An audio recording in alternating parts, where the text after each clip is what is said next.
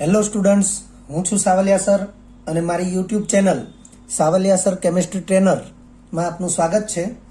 વિદ્યાર્થી મિત્રો, 11th કેમેસ્ટ્રીના chapter પરમાણ્વીય બંધારણના JEE નીટના MCQ સોલ્યુશન્સ લેક્ચર 5, જેમાં આપણે 12 MCQનો અભ્યાસ કરીશું. આ 12 MCQ સંપૂર્ણપણે ક્વોન્ટમાંક અને ઇલેક્ટ્રોન રચના વિશેના છે. મહત્તમ તો ઇલેક્ટ્રોન માટે ક્વોન્ટમાંક, કક્ષકોની સંખ્યા વગેરેને લગતા MCQ જ છે. તો આપણે ખાસ ધ્યાન રાખીશું, NCERT બોર્ડ લેવલે તમે ક્વોન્ટમાંક વિશે જે કંઈ ભણ્યા છો અને એ ક્વોન્ટમાંકને આધારે કક્ષકો અને પેટા કક્ષકો વિશે જે અભ્યાસ કર્યો છે એનો ખાસ ઉપયોગ આવશે. આ પ્રકારના MCQ એ ગુજકેટમાં પણ ખાસ પૂછાય છે, એટલે આપણે ખાસ ધ્યાન રાખીશું. શરૂ કરીએ. પ્રથમ MCQ છે, n બરાબર 3, l બરાબર 2 અને m બરાબર +2 મૂલ્ય ધરાવતી કક્ષકોની સંખ્યા કેટલી હોય? વિદ્યાર્થી મિત્રો, સૌથી પહેલા તો આપણને આટલી બાબતો સ્પષ્ટ હોવી જોઈએ કે આ સ્મોલ n છે એ મુખ્ય ક્વોન્ટમાંક છે. સ્મોલ l છે એ કોણીય વેગમાન ક્વોન્ટમાંક છે. સ્મોલ m છે એને સ્મોલ m બાજુમાં સ્મોલ l પણ દર્શાવવાનું હોય છે, અથવા ન દર્શાવો તો પણ સ્મોલ m એ ચુંબકીય ક્વોન્ટમાંક છે. અને સ્મોલ s એ સ્પિન ક્વોન્ટમાંક છે. વિદ્યાર્થી મિત્રો, પરમાણુ કેન્દ્રની આસપાસ ભ્રમણ કરતા ઇલેક્ટ્રોન પાસે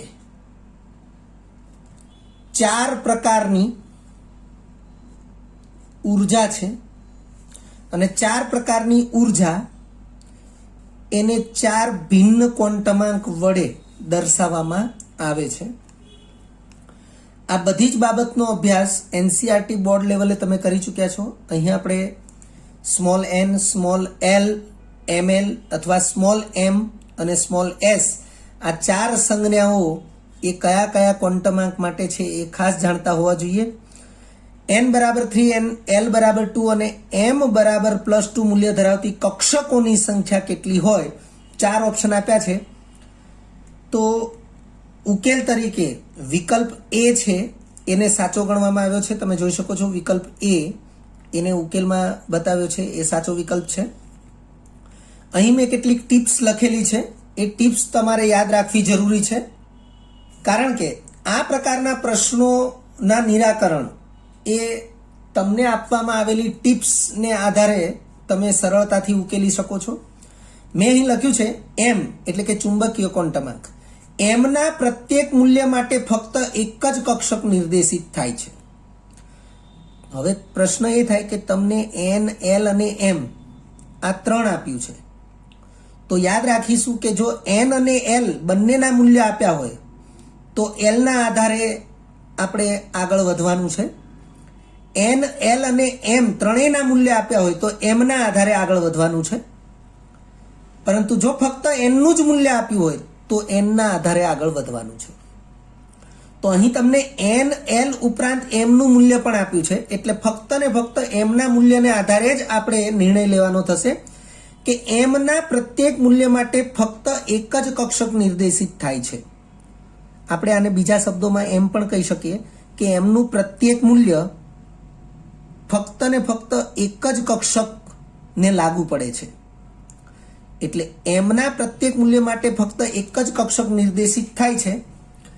અહીં આપણને m નું મૂલ્ય આપી જ દીધું છે, ગમે તે મૂલ્ય છે પણ કોઈ એક મૂલ્ય આપી દીધું છે. તો લખ્યું છે અહીં m નું કોઈ એક મૂલ્ય આપી દેવામાં આવ્યું છે. તેથી n અને l ના ગમે તે મૂલ્ય આપ્યા હોય તેમ છતાં m નું જો કોઈ એક મૂલ્ય આપ્યું હોય તો કક્ષકોની સંખ્યા ફક્ત ને ફક્ત એક જ થશે.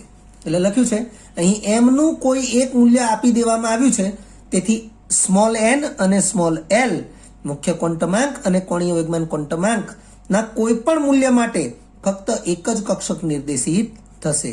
અને શા માટે એક કક્ષક નિર્દેશિત થશે? તો આપણને એમનું કોઈ એક મૂલ્ય આપી દેવામાં આવ્યું છે. ત્યાર પછી બીજા નંબરનો એમસીક્યુ છે, મુખ્ય ક્વોન્ટમાંકનું મૂલ્ય 3 હોય તો બે પ્રશ્નો છે, પેટાકોષના પ્રકારની સંખ્યા અને કક્ષકોની કુલ સંખ્યા. આ બે વસ્તુ આપણે ફાઇન્ડ આઉટ કરવાની છે. ફરીથી, મુખ્ય ક્વોન્ટમાંકનું મૂલ્ય 3 હોય એટલે કે મુખ્ય ક્વોન્ટમાંક સ્મોલ એન એનું મૂલ્ય 3 હોય તો પેટાકોષના પ્રકારની સંખ્યા અને કક્ષકોની કુલ સંખ્યા અનુક્રમે કેટલી હોય? તમને ઓપ્શન આપ્યા છે. પહેલી સંખ્યા દરેક ઓપ્શનમાં જે છે એ પેટાકોષના પ્રકારની સંખ્યા છે અને બીજી સંખ્યા, કારણ કે અનુક્રમે છે એટલે બીજી સંખ્યા જે દર્શાવી છે એ કક્ષકોની કુલ સંખ્યા દર્શાવેલી છે. તો વિદ્યાર્થી મિત્રો, સાચા વિકલ્પ તરીકે આપણને વિકલ્પ સી આપેલો છે. તો વિકલ્પ સી કઈ રીતે? તો એનસીઆરટી બોર્ડ લેવલે તમે જે ભણ્યા છો એ જ માહિતીનો ઉપયોગ છે, પરંતુ એમસીક્યુમાં એનો ઉપયોગ કઈ રીતે થાય છે તો એને ટિપ્સ તરીકે અહીં લખવામાં આવ્યું છે. સૌથી પહેલી જ બાબત, પેટાકોષના પ્રકારની સંખ્યા એટલે કોણીય વેગમાન ક્વોન્ટમાંકના મૂલ્યોની સંખ્યા એટલે કે એલની સંખ્યા. તો કોણીય વેગમાન ક્વોન્ટમાંકના મૂલ્યોની સંખ્યા હંમેશા મુખ્ય ક્વોન્ટમાંકના મૂલ્ય જેટલી જ થશે. એટલે કોણીય વેગમાન ક્વોન્ટમાંકના મૂલ્યોની સંખ્યા is equal to small n, અને અહીંયા આપણને સ્મોલ એનનું મૂલ્ય 3 આપી દીધું છે એટલે ઇઝ ઇક્વલ ટુ 3. એટલે પેટાકોષના પ્રકારની સંખ્યા 3 થશે. બીજા શબ્દોમાં કહીએ તો કોણીય વેગમાન ક્વોન્ટમાંકના મૂલ્યોની સંખ્યા 3 થશે. વિદ્યાર્થી મિત્રો, આપણે જે જાણીએ છીએ કે એલના મૂલ્યો તો ક્યાંથી શરૂ થાય? 0 થી શરૂ થાય, 1 2 અપ ટુ n-1. તો હવે આપણને અહીંયા n બરાબર 3 આપી જ દીધું છે, મુખ્ય ક્વોન્ટમાંકનું મૂલ્ય 3. તો જો હું અહીંયા 3 એપ્લાય કરું તો 3 માંથી 1 જાય એટલે જવાબ આવશે 2. અર્થ કે મારે એલના મૂલ્યો 0 થી શરૂ કરવાના અને ક્યાં સુધી જવાનું? 2 સુધી જવાનું. 0, 1 અને 2. તો તમે જોઈ શકો છો કે એલના મૂલ્યોની સંખ્યા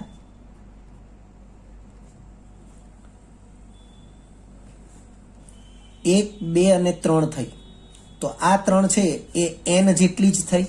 એટલે આપણે અહીં લખ્યું છે કે પેટાકોષના પ્રકારની સંખ્યા એટલે કોણીય વેગમાન ક્વોન્ટમાંકના મૂલ્યોની સંખ્યા, અને એ મૂલ્યોની સંખ્યા હંમેશા સ્મોલ એન જેટલી જ હોય, અને સ્મોલ એનનું મૂલ્ય આપણને 3 આપી દીધું છે. આ ઉપરાંત કક્ષકોની કુલ સંખ્યા, તો કક્ષકોની કુલ સંખ્યા બરાબર ચુંબકીય ક્વોન્ટમાંક એમના મૂલ્યોની સંખ્યા, અને ચુંબકીય ક્વોન્ટમાંક એમના મૂલ્યોની કુલ સંખ્યા ઇઝ ઇક્વલ ટુ n². આ સૂત્રને યાદ રાખીશું. n કક્ષામાં, n એટલે કક્ષાનો ક્રમ છે, n એટલે મુખ્ય ક્વોન્ટમાંક પણ છે. તો n કક્ષામાં કક્ષકોની કુલ સંખ્યા ઇઝ ઇક્વલ ટુ n².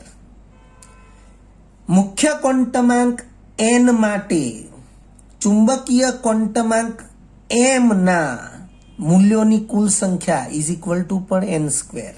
હવે n બરાબર 3 આપણને આપી જ દીધું છે, તો 3 નો વર્ગ 9 થશે. એટલે આપણો જવાબ વિકલ્પ સી પ્રમાણે પેટાકોષના પ્રકારની સંખ્યા 3 અને કક્ષકોની કુલ સંખ્યા 9 થશે. ત્રીજા નંબરે એમસીક્યુ આપ્યો છે, કેપિટલ N કોષમાં આવેલા ઉપકોષની સંખ્યા ખાલી જગ્યા છે. વિદ્યાર્થી મિત્રો, ઉપકોષની સંખ્યા પૂછી છે. ઉપકોષના પ્રકારની સંખ્યા પૂછી હોય તો જવાબ બદલાઈ જશે. n કોષમાં આવેલા ઉપકોષની સંખ્યા. હવે વિદ્યાર્થી મિત્રો, મુખ્ય ક્વોન્ટમાંક n ના મૂલ્યો 1 2 3 4 એ પ્રમાણે કોષની સંજ્ઞા અનુક્રમે capital K, L, M, N, O આ પ્રમાણે છે, જે તમે એનસીઆરટી બોર્ડ લેવલે ભણી ચૂક્યા છો. હવે તમને અહીં n કોષ આપ્યો છે પ્રશ્નની અંદર, તો n કોષમાં આવેલા ઉપકોષની સંખ્યા ખાલી જગ્યા. હવે n કોષની વાત થઈ તો મુખ્ય ક્વોન્ટમાંક સ્મોલ n બરાબર 4 થશે. જો સ્મોલ n બરાબર 4 થાય તો L ના મૂલ્યોની સંખ્યા એ 4 થશે. L ના મૂલ્યોની સંખ્યા એટલે ઉપકોષના પ્રકારની સંખ્યા 4 થશે. પરંતુ અહીં આપણને ઉપકોષની સંખ્યા પૂછવામાં આવ્યું છે. ઉપકોષના પ્રકારની સંખ્યા 4 છે, પણ ઉપકોષની સંખ્યા n² થશે. એટલે શબ્દ શબ્દમાં ફરક છે, આપણે એને ખાસ ધ્યાનથી સમજીશું. તો અહીં આપણે n કોષ, કેપિટલ N કોષ, એના માટે મુખ્ય ક્વોન્ટમાંક n બરાબર 4 થશે અને ઉપકોષની સંખ્યા પૂછી છે એટલે 4 નો વર્ગ 16 થશે. એટલે આપણા માટે વિકલ્પ A એ સાચો વિકલ્પ રહેશે. તમે જોઈ શકો છો, મેં અહીં લખ્યું છે, યાદ રાખો કેપિટલ N કોષ માટે મુખ્ય ક્વોન્ટમાંક સ્મોલ n બરાબર 4 થશે. આપણે આ સમજૂતી આપી અને આ તમે NCERT બોર્ડ લેવલે પણ ભણેલા છો. કેપિટલ N કોષ માટે મુખ્ય ક્વોન્ટમાંક સ્મોલ n બરાબર 4 થશે, તો એ 4 છે. આથી ઉપકોષની સંખ્યા બરાબર ચુંબકીય ક્વોન્ટમાંક m સ્મોલ m ના મૂલ્યોની સંખ્યા બરાબર n² બરાબર 4 નો વર્ગ બરાબર 16. વિદ્યાર્થી મિત્રો, ઉપકોષના પ્રકારની સંખ્યા પૂછે તો 4 જ આવશે, પરંતુ ઉપકોષની સંખ્યા પૂછે તો 4 નો વર્ગ 16 થશે. ચોથા નંબરનો MCQ છે, કેપિટલ M કોષમાં આવેલા ઇલેક્ટ્રોનની કુલ સંખ્યા કેટલી હોય? વિદ્યાર્થી મિત્રો, કેપિટલ M કોષ તો સ્મોલ n એટલે મુખ્ય ક્વોન્ટમાંક 3 થયો. મુખ્ય ક્વોન્ટમાંક 3, n બરાબર 3, સ્મોલ n બરાબર 3. તો એના આધારે ઇલેક્ટ્રોનની સંખ્યાનું સૂત્ર છે, જે આપણે આગળ જોઈએ છીએ.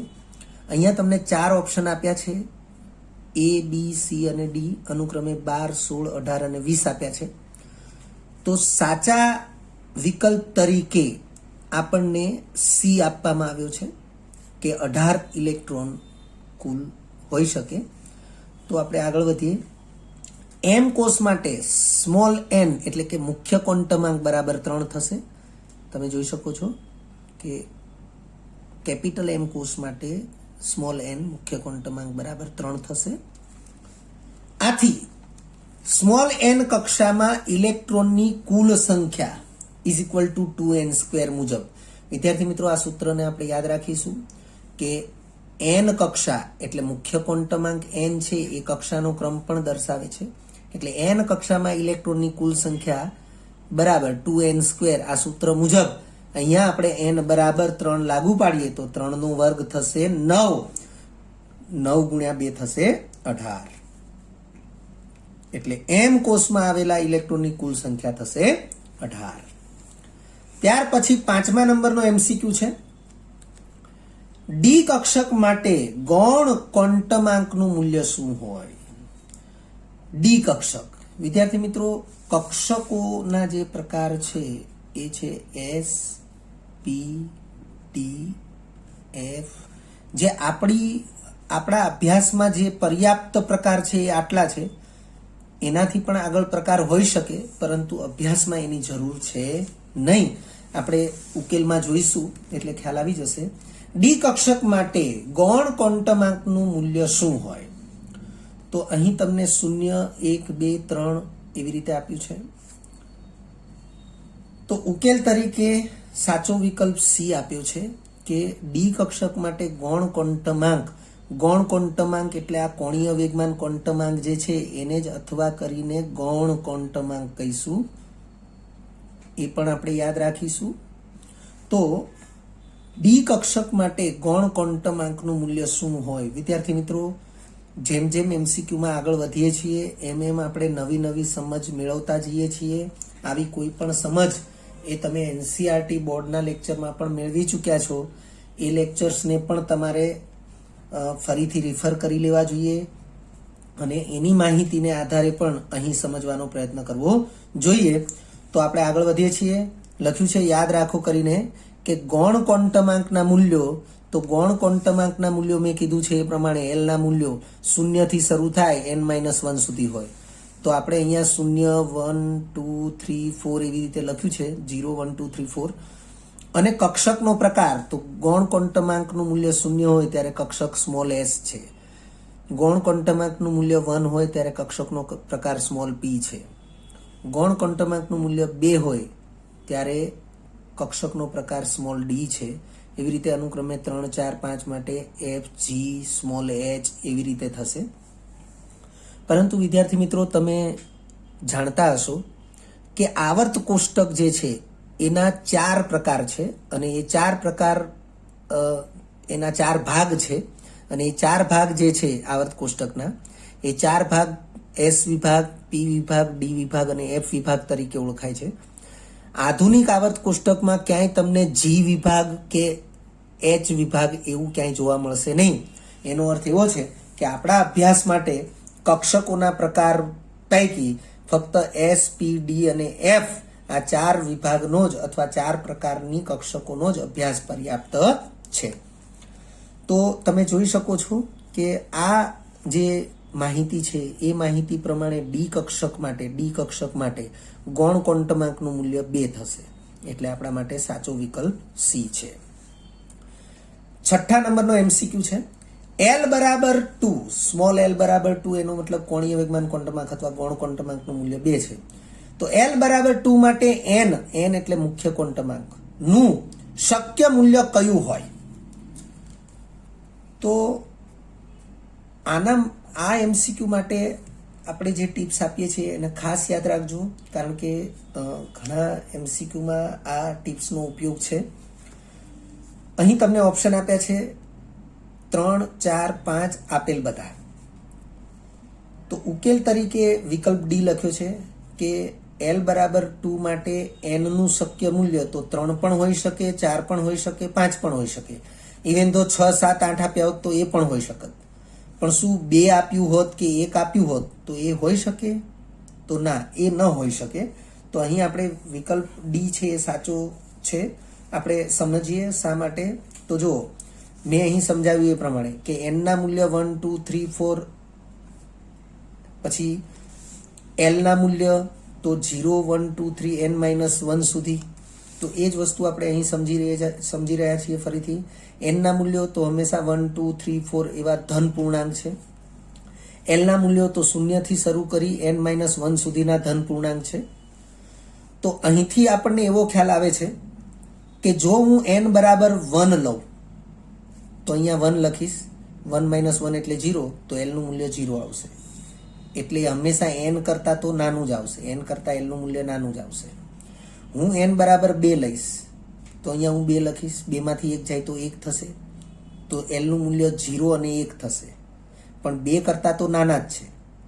એવી રીતે n બરાબર 3 લઈશ, અહીંયા હું 3 લખીશ, 3-1 2 થશે. તો 0 1 2 આટલે સુધીના મૂલ્યો થશે, પણ એ 3 કરતાં તો નાના જ છે. એટલે મેં લખ્યું છે આથી n નું મૂલ્ય ગ્રેટર ધેન l નું મૂલ્ય, હંમેશા આવું જ થશે. આથી હંમેશા n નું મૂલ્ય એ l ના મૂલ્ય કરતાં મોટું જ હશે. અહીં l બરાબર 2 આપ્યું છે. હવે l બરાબર 2 આપ્યું હોય તો 2 કરતાં મોટા મૂલ્ય હોય એ n માટે શક્ય હોય. તો l બરાબર 2 આપેલ છે, તેથી અનુરૂપ n ના મૂલ્યો 3 4 5 6 વગેરે હોઈ શકે. પરંતુ n ના મૂલ્ય 1 2 એ ક્યારેય ન હોઈ શકે, કારણ કે l બરાબર 2 આપ્યું છે. એટલે l બરાબર 2 થી મોટા મૂલ્યોમાં 3 4 5 6 7 એ બધાનો સમાવેશ થશે. અને તેથી n ના શક્ય મૂલ્યો એના માટે અહીં 3 4 5 આપ્યા છે, તો આપેલ બધા એ યોગ્ય વિકલ્પ થશે. એટલે વિકલ્પ ડી એ યોગ્ય છે.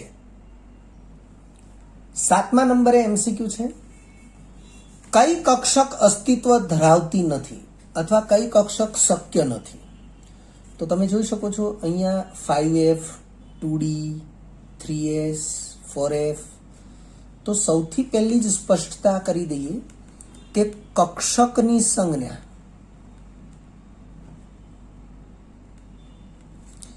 Is equal to n into l ને અનુરૂપ કક્ષકનો પ્રકાર. એટલે આ બે વસ્તુ જે છે એને જોડે દર્શાવો એ કક્ષકની સંજ્ઞા થઈ. તમને અહીં 5f આપ્યું છે એટલે n ના સ્થાને 5 થયું. f એ કક્ષકનો પ્રકાર છે.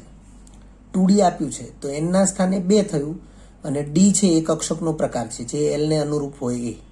એટલે આ પ્રકારે આપણને કક્ષકોની સંજ્ઞાઓ આપી છે અને આપણને એવું પૂછવામાં આવ્યું છે કે કઈ કક્ષક અસ્તિત્વ ધરાવતી નથી અથવા કઈ કક્ષક શક્ય નથી. તો વિકલ્પ બી છે એ યોગ્ય વિકલ્પ છે કે વિકલ્પ બીમાં આપણને 2D કક્ષક આપી છે એ 2D કક્ષક અસ્તિત્વ ધરાવતી નથી અથવા 2D કક્ષક એ ક્યારેય શક્ય નથી. હવે કઈ રીતે શક્ય નથી તો વિદ્યાર્થી મિત્રો આપણે અહીંયા એક કોષ્ટક બનાવ્યું છે. એ કોષ્ટકને ધ્યાનથી જોઈશું. કોષ્ટકમાં આપણે સૌથી ઉપરની લાઈનમાં કક્ષકો દર્શાવી છે જે અહીંયા આપણને ઓપ્શનમાં આપી છે 5f 2d 3s અને 4f. પછી એને રૂપ n અને l મેં કહ્યું એ પ્રમાણે n અને l. તો n તો આ જે પહેલો આંક જે દર્શાવ્યો છે એ n છે એટલે અહીંયા 5 અહીંયા 2 અહીંયા 3 ને અહીંયા 4 થશે. l બરાબર તો f કક્ષક જે છે હવે તમે જુઓ આપણે એવી સમજૂતી આપીએ કે ભાઈ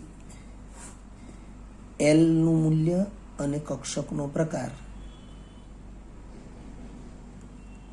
તો l નું મૂલ્ય 0 થી શરૂ થાય 0 1 2 3 અપ ટુ n-1 હોય તો કક્ષકના પ્રકાર એ સ્મોલ s પછી સ્મોલ p d f આ પ્રકારે હોય જે આપણે હમણાં ચર્ચા કરેલી જ છે અહીંયા કે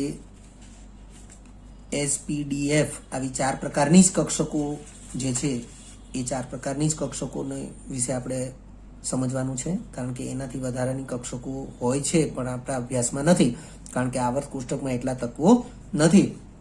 તો હવે તમે જુઓ કે અહીંયા f છે એટલે f ને અનુરૂપ l નું મૂલ્ય 3 એટલે આપણે અહીંયા l બરાબર 3 લખ્યું. અહીંયા 2d d છે તો d ને અનુરૂપ l નું મૂલ્ય 2 છે એટલે આપણે અહીંયા 2 લખ્યું. પછી 3s છે તો n બરાબર તો 3 લખ્યું પણ s કક્ષક હોવાથી l નું મૂલ્ય આપણે 0 લખવું પડે. એ રીતે 4f તો n નું મૂલ્ય તો 4 જ થશે પણ f હોવાથી સ્મોલ l એનું મૂલ્ય આપણે 3 લખ્યું. હવે તમે જોઈ શકો છો મેં અહીંયા સમજાવ્યું હતું હમણાં એ પ્રમાણે કે n ગ્રેટર ધેન l હોવું જોઈએ. તો n ગ્રેટર ધેન l હોય તો જ કક્ષક શક્ય છે. હવે n ગ્રેટર ધેન l હોય તો જ શક્ય છે એનો મતલબ તમે જોઈ શકો છો અહીંયા n 5 છે l 3 છે તો આ શક્ય છે. અહીંયા n 2 છે l પણ 2 છે આ બંને સરખું છે તો આનું પાલન થતું નથી તો આ શક્ય નથી. અહીંયા 3 અને અહીંયા 0 તો n ગ્રેટર ધેન l એનું પાલન થાય છે તો 3s શક્ય છે. 4 ગ્રેટર ધેન 3 તો 4f પણ શક્ય છે. તો મેં લખ્યું છે n ગ્રેટર ધેન l હોય તો જ કક્ષક શક્ય છે. તેથી 2D શક્ય નથી કારણ કે એમાં n બરાબર l થાય છે. આનું પાલન થતું નથી. 8મો MCQ છે n બરાબર 3 અને l બરાબર 2 મૂલ્ય ધરાવતા ઇલેક્ટ્રોનની મહત્તમ સંખ્યા કેટલી હશે? વિદ્યાર્થી મિત્રો આપણી પાસે n કક્ષામાં ઇલેક્ટ્રોનની સંખ્યા મહત્તમ સંખ્યા એનું સૂત્ર 2n² છે. પરંતુ અહીંયા n ઉપરાંત l નું મૂલ્ય પણ આપ્યું છે એટલે આપણે થોડું ધ્યાન રાખીશું. n બરાબર 3 અને l બરાબર 2 મૂલ્ય ધરાવતા ઇલેક્ટ્રોનની મહત્તમ સંખ્યા કેટલી હશે? ઓપ્શનમાં 10 8 6 અને 12 ઇલેક્ટ્રોન સંખ્યાના મૂલ્યો આપ્યા છે. તો વિદ્યાર્થી મિત્રો ઉકેલ તરીકે સાચો વિકલ્પ એ આપ્યો છે કે n બરાબર 3 અને l બરાબર 2 મૂલ્ય ધરાવતા ઇલેક્ટ્રોનની મહત્તમ સંખ્યા 10 હશે. તો વિદ્યાર્થી મિત્રો અહીં આપણે યાદ રાખો કરીને ટિપ્સ લખી છે જેને ખાસ ધ્યાનમાં રાખજો. આ પ્રકારના MCQ જ્યાં પણ આવે ત્યાં તમને આ ટિપ્સ ઘણી ઉપયોગી બનશે. લખ્યું છે જો ફક્ત મુખ્ય ક્વોન્ટમાંક n નું મૂલ્ય આપ્યું હોય ફક્ત તો મહત્તમ ઇલેક્ટ્રોન સંખ્યા 2n² મુજબ નક્કી થાય એટલે કે આ સૂત્ર મુજબ નક્કી થાય. પરંતુ જો n ઉપરાંત l નું મૂલ્ય પણ આપ્યું હોય, લખ્યું છે પરંતુ જો n ઉપરાંત l નું મૂલ્ય પણ આપ્યું હોય તો મહત્તમ ઇલેક્ટ્રોન સંખ્યા એ આ સૂત્ર પ્રમાણે નક્કી કરવાની નથી, પણ આ સૂત્ર પ્રમાણે નક્કી કરવાની છે. મહત્તમ ઇલેક્ટ્રોન સંખ્યા બરાબર 4l + 2 અથવા આમાંથી 2 કોમન કાઢીએ તો 2(2l + 1) મુજબ નક્કી થશે. તો અહીં આપણે જોઈ શકીએ છીએ કે n નું મૂલ્ય આપ્યું છે અને ઉપરાંત l નું આપ્યું છે, એટલે હવે આપણે આને ભૂલી જઈશું. આના ઉપરથી આપણે ઇલેક્ટ્રોન સંખ્યા નક્કી કરીશું. l બરાબર 2 આપ્યા છે, આમાં એપ્લાય કરીએ તો 2 એપ્લાય કરીએ તો 4 દુ 8 વત્તા 2, 8 વત્તા 2 એટલે 10 ઇલેક્ટ્રોન થશે, એટલે આપણો જવાબ 10 આવશે. અન્ય એક પદ્ધતિ મેં અહીં દર્શાવી છે. અન્ય એક રીતે l બરાબર 2 માટે નિર્દેશિત કક્ષક, હવે l બરાબર 2 છે તો નિર્દેશિત કક્ષક d છે, તો ડી કક્ષકમાં ઇલેક્ટ્રોનની સંખ્યા 10 હોય. આપણે એનસીઆરટી બોર્ડ લેવલે ભણ્યા છીએ કે કક્ષકનો પ્રકાર અને મહત્તમ ઇલેક્ટ્રોન સંખ્યા, મહત્તમ ઇલેક્ટ્રોન એસ હોય તો મહત્તમ ઇલેક્ટ્રોન 2 છે, પી હોય તો મહત્તમ ઇલેક્ટ્રોન 6 છે, ડી હોય તો મહત્તમ ઇલેક્ટ્રોન 10, એફ હોય તો મહત્તમ ઇલેક્ટ્રોન 14. તો આ પણ આપણે જાણીએ જ છીએ અને એ પ્રમાણે પણ જો આપણે વિચારીએ તો અહીં મેં એ અન્ય રીત લખ્યું છે કે l બરાબર 2 છે જ, અને l બરાબર 2 છે માટે નિર્દેશિત કક્ષક ડી થશે, અને ડી કક્ષકમાં મહત્તમ ઇલેક્ટ્રોનની સંખ્યા લખ્યું છે, ઇલેક્ટ્રોનની મહત્તમ સંખ્યા, તો એ 10 થશે. 9મો MCQ, મુખ્ય ક્વોન્ટમાંકનું મૂલ્ય 5 હોય તો ચુંબકીય ક્વોન્ટમાંક સ્મોલ m ના મૂલ્યોની સંખ્યા કેટલી હોય? વિદ્યાર્થી મિત્રો, આમ જોઈએ તો આ પ્રકારનો MCQ એ રિપીટ થયો ગણાશે. અહીં આપણે 4 ઓપ્શન આપ્યા છે, 25, 5, 15 અને 20. તો કક્ષકોની સંખ્યા = n², આ સૂત્રનો ઉપયોગ થશે. લખ્યું છે ઉકેલ તરીકે વિકલ્પ એને સાચો ગણાવ્યો છે. m ના મૂલ્યોની સંખ્યા, મુખ્ય ક્વોન્ટમાંક સ્મોલ n કહેવાય, એનું મૂલ્ય 5 આપ્યું છે. તો ચુંબકીય ક્વોન્ટમાંક m ના મૂલ્યોની સંખ્યા બરાબર કુલ પેટા કક્ષકોની સંખ્યા બરાબર n² થશે. n નું મૂલ્ય 5 આપ્યું છે તો 5 નો વર્ગ 25 થશે, અને તેથી આપણી વિકલ્પ એ સાચો વિકલ્પ ગણાશે. 10મો MCQ છે, 4D કક્ષકના ઇલેક્ટ્રોન માટે અનુક્રમે ક્વોન્ટમાંક n, l, m અને s, મુખ્ય ક્વોન્ટમાંક, કોણીય વેગમાન ક્વોન્ટમાંક, ચુંબકીય ક્વોન્ટમાંક અને સ્પિન ક્વોન્ટમાંક નો કયો સેટ સાચો છે? તો અહીં તમને ABCD જે 4 ઓપ્શન આપ્યા છે એમાં સૌથી પહેલો અંક જે છે એ મુખ્ય ક્વોન્ટમાંક સ્મોલ n માટે છે, બીજો અંક છે એ કોણીય વેગમાન ક્વોન્ટમાંક સ્મોલ l માટે છે, ત્રીજા અંક જે છે એ સ્મોલ m ચુંબકીય ક્વોન્ટમાંક માટે છે, અને સ્પિન ક્વોન્ટમાંક માટે આ અંતિમ અંક જે આપ્યા છે એ છે.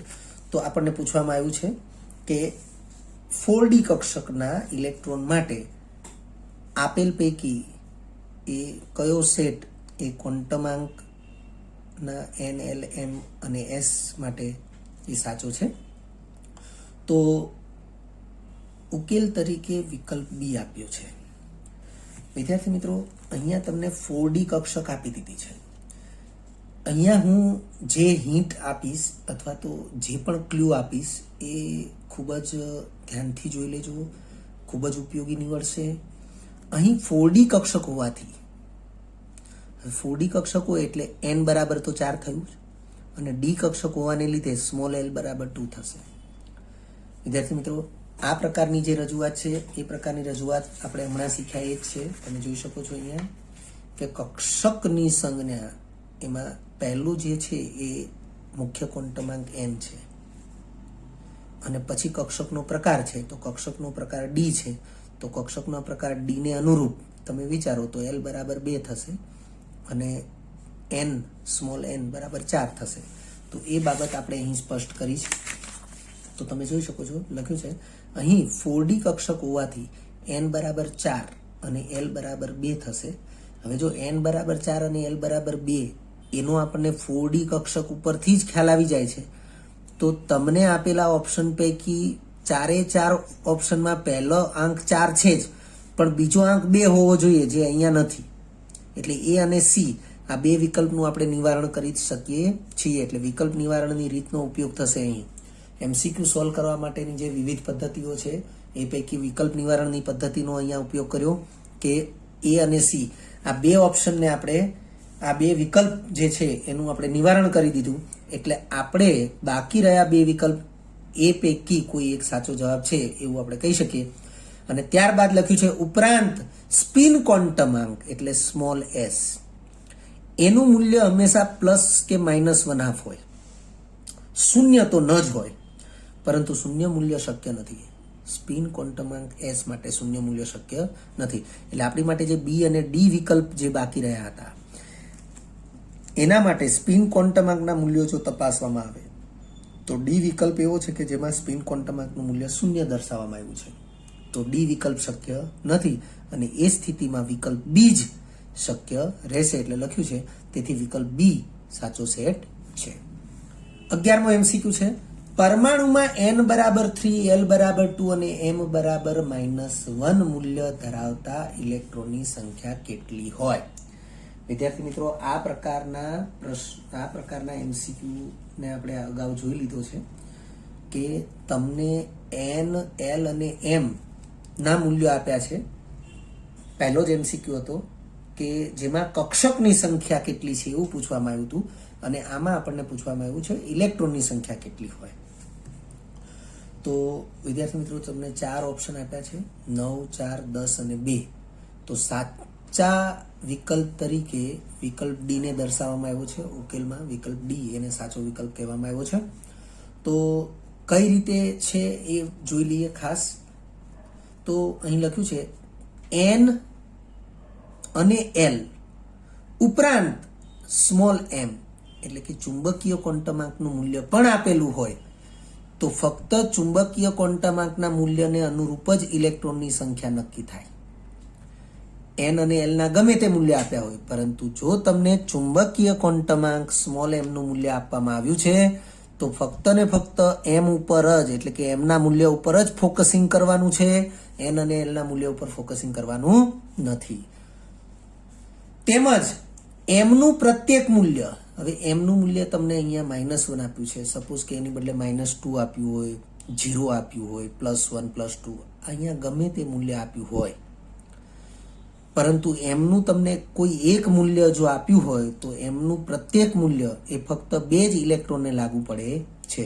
તો તમને અહીંયા m નું ગમે તે એક મૂલ્ય આપ્યું છે તો એને અનુરૂપ ફક્ત 2 જ ઇલેક્ટ્રોન આપણે વિચારી શકીએ. એટલે લખ્યું છે n બરાબર 3, l બરાબર 2 અને m બરાબર -1 મૂલ્ય ધરાવતા ઇલેક્ટ્રોનની સંખ્યા કેટલી હોય? તો કેટલી હશે? ફક્ત 2.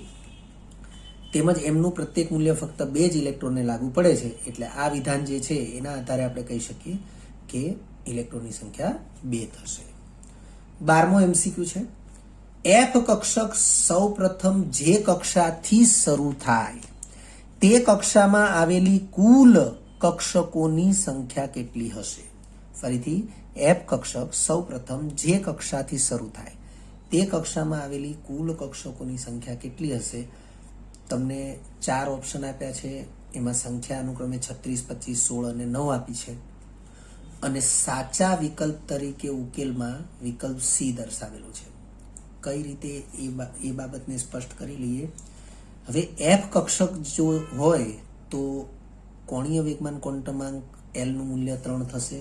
આપણે જોયેલું જ છે, તમે અહીંયા ચેક કરી શકો છો કે જો f કક્ષક હોય તો કોણીય વેગમાન ક્વોન્ટમાંકનું મૂલ્ય 3 થશે. તો એને અનુરૂપ આપણે આગળ વધી રહ્યા છીએ. લખ્યું છે f કક્ષક માટે l બરાબર 3 થશે. તેમજ n ગ્રેટર ધેન l હોય એવી જ કક્ષક શક્ય હોય. હવે n ગ્રેટર ધેન l હોવું જોઈએ તો n ગ્રેટર ધેન l હોવાથી l બરાબર તો 3 છે જ, તો n ના મૂલ્ય એ 4, 5, 6 વગેરે હોય. જે પૈકી પહેલું મૂલ્ય 4 છે તો જે પૈકી n બરાબર 4 થી જ સૌ પ્રથમ f કક્ષક શરૂ થશે. એટલે n બરાબર 4 થી સૌ પ્રથમ f કક્ષક શરૂ થશે.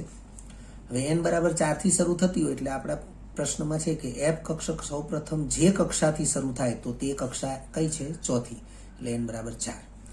હવે આગળ વધીએ તો તે કક્ષામાં આવેલી કુલ કક્ષકોની સંખ્યા કેટલી? તો આપણે n બરાબર 4 એટલે ચોથી કક્ષા, અને ચોથી કક્ષામાં કુલ કક્ષકોની સંખ્યાનું સૂત્ર તો n કક્ષામાં કુલ કક્ષકોની સંખ્યા is equal two n square.